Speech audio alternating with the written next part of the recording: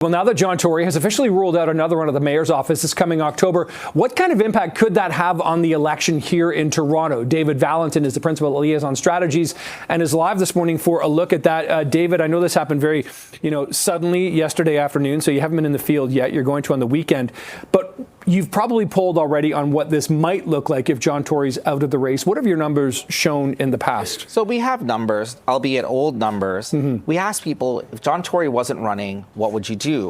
And we asked it specifically of John Tory's supporters. Because, of course, the former mayor, I should say, had been hinting he might run until very recently.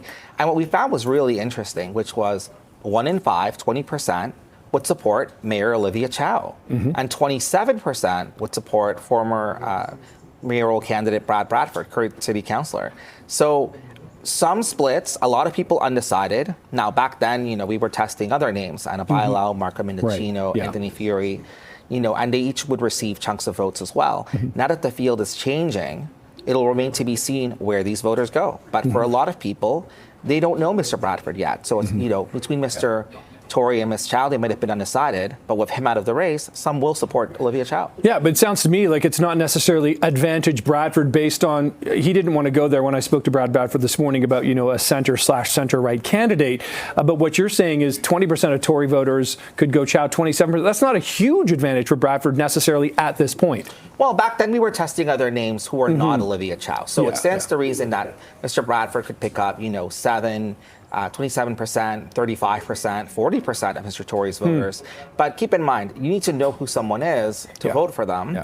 Mr. Bradford's mayoral campaign hasn't really officially started yet. He's been telling people he's running for mayor, but May 1st, the registration day is not here yet.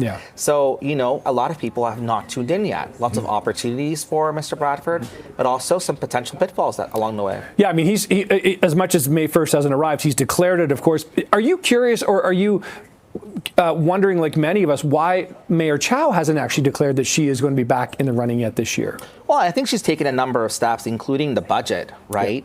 And, the conversation around the budget was, is this an election budget?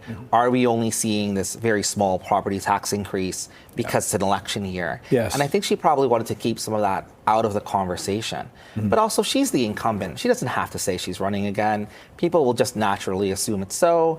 And she's, in the news every day. So for her, there's no real disadvantage to not doing it. Yeah. What are you seeing, David, in terms of polling, in terms of Torontonians' priorities right now? Because a lot of people are going to be watching saying, okay, somebody's in the race, somebody's going to be mayor, but here's what I want to see happen.